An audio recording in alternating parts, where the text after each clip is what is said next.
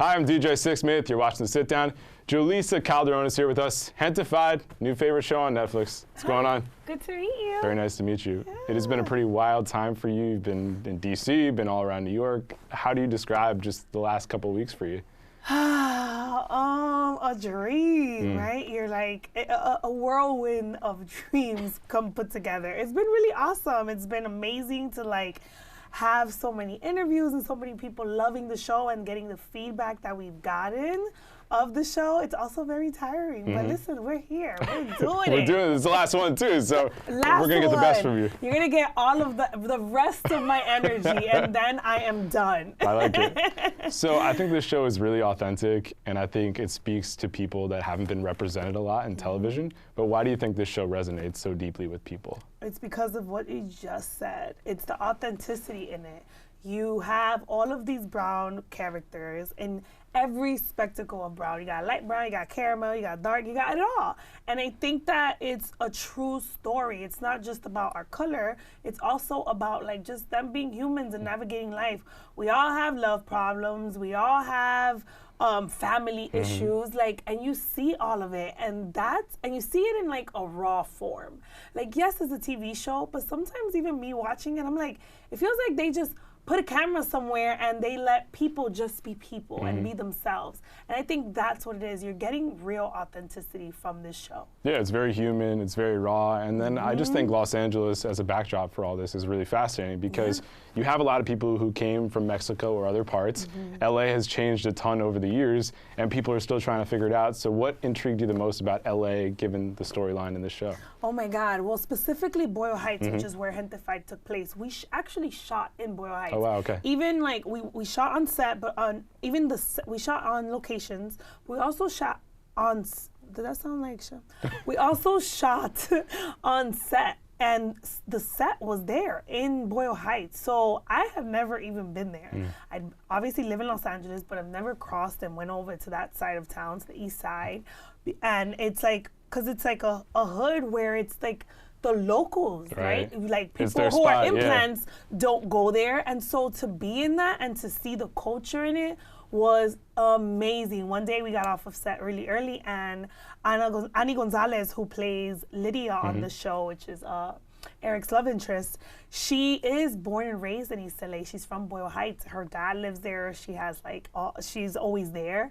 And so she was like, you want a tour? You want to like go to the market and stuff? And I was like, yes, actually, I love to see this because you see the glitz and glamour, the mountains, the Runyon Canyons, the hikes, it's and not representative the bouginess, of East LA. but that's not all LA is. And man, there's so much culture, so beautiful in its way. Boyle Heights is like, it's dope. It's a representation of like, kind of like the Mexican Washington Heights, which is here in New York. Yeah, it's pretty cool. Yeah. So how long had you lived in LA before you finally saw East LA and Boyle Heights? 6 years. Wow. Think about that for a second. Yeah, it's pretty profound that took that long. I know. And how many other places don't I know of that we have get in our all this routines culture? and we're in our bubble, and yeah, it's very easy to have LA seen as one way, and it's actually, there's a lot more to it, and I think this show helps out with that. It absolutely does. It shows the real part. I will say, me being in LA, I always say like, man, LA guys are trash. Or LA guys, in the sense of they're not real, right? I'll be like, oh, LA guys are trash, or LA people are so superficial. Yeah. But it's not LA people, and this shows, right? These are like, this is the real people of Los Angeles. What we get, or what I see, and it's like implant people, people that are implants, and all of a sudden are like, oh, I've been here 10 years, I'm from LA, and they're like these bougie people that have created this whole new life from where they have come from originally.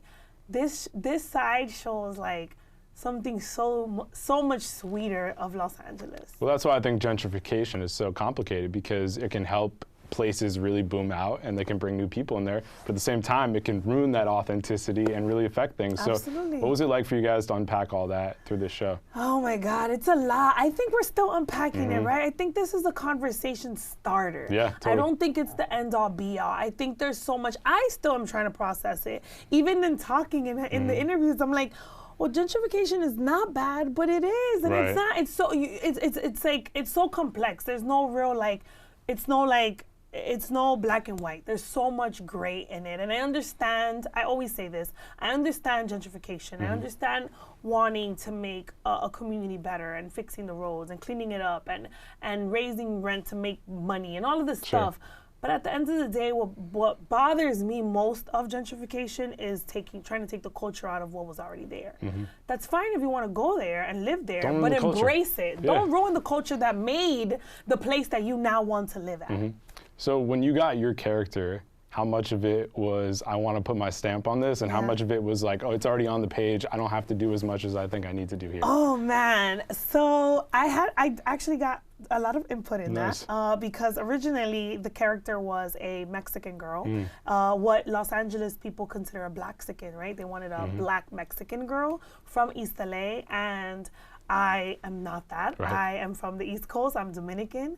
And they decided to rewrite the role, Marvin and Linda. They took a chance, rewrote it, and made her a Dominican girl from New York who ended up moving to Los Angeles. So within this Mexican culture, these Mexican creators, they really don't know much about Dominican culture. And you get to see that on episode 8, where in Brown Love, that's what the episode is called, you get to see them talking about this Dominican girl who's from New York and her culture, and they talk about the Dominican food, they talk about Washington Heights, and that was through me. That was me talking to them and telling them about it and them understanding it and or trying to understand it. So I had some say, and I also wore Peralta Project on the show, which is Tony Peralta, a Dominican artist from here, from New York.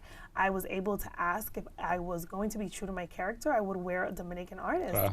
And they allowed that as well. So I feel like I had my sprinkle in there, you know? That's awesome. I mean, Brown Love is a perfect example of how we can kind of lump people into one category and just say, this is Brown Love, this is a brown relationship. But it's like Dominican and Mexican culture, so vastly different. Absolutely. And I'm sure it was really important for you guys to make sure people understand that and not just assume when people see skin color that it's all the same thing. Absolutely. Yeah, I'm really glad you guys did that. Yeah, so what is the most interesting thing about your character, just given the journey throughout the show? Oh man, I would say that the most interesting part of her is the fact that she is a Dominican girl fighting for the Mexican community. I don't think in real life we have we don't come together as much, and I really hope that Gentefied does this. I hope that it allows us to understand that we are so much similar than we think we are, right? Yeah. Yes, we are Dominican and Mexican, and they are vastly different, but there's so many similarities, right? There are all these cousins who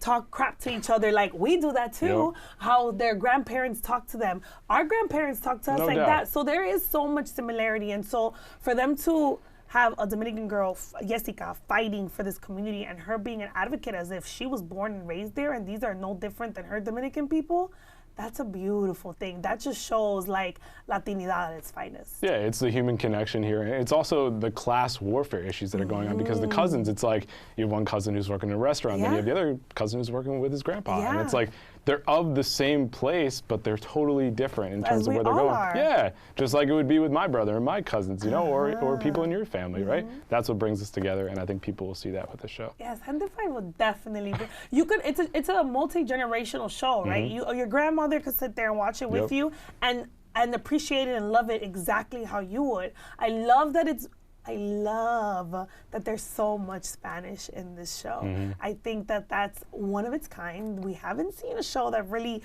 goes in and out of Spanish and English so seamlessly, because that's exactly what this does. And it's just a reflection and mirror of like our lives. This is what happened in my household. I would talk to my mom in English, she'd respond in Spanish, but we understood each other. Right. And identity is such a big part in that too, because your household, you go back and forth. Other households, it was all English. Other households, it was all Spanish. And it's a spectrum in how people kind of handle things. Absolutely. Did you hear the story that Linda told about how her brother reacted to this? To what? To the show. No. So her brother said, this is what it must feel like to be white, because this is how our jokes are finally translated on TV. Oh, wow. Because he would say that, like, for years I'd watch these white shows and I wouldn't understand the jokes. And I'm like, these aren't that funny. And then I watched Linda's show and it was hilarious. And that represents just how far we've come in TV. We've come so far. We've come so far for this to be an all-brown cast, but most importantly, for this to be the executives, that's the big thing, be brown and black people, like, That is insane. Out of all the executives, is one white woman. That's not common. That doesn't happen. You've done a ton of stuff in your career. It doesn't happen like that. So that's why this is so special. That's why I think everyone's receiving it how they're receiving it, is because it's true and it's authentic, because from the top, it started with two brown kids who were just speaking their truth. Yeah, perfect place to leave it. Julissa, really nice to meet you. Thank you. Thanks so much for coming in. Check her out on Gentefied. It's on Netflix now. For Julissa, I'm DJ. See you next time here on The Sit Down.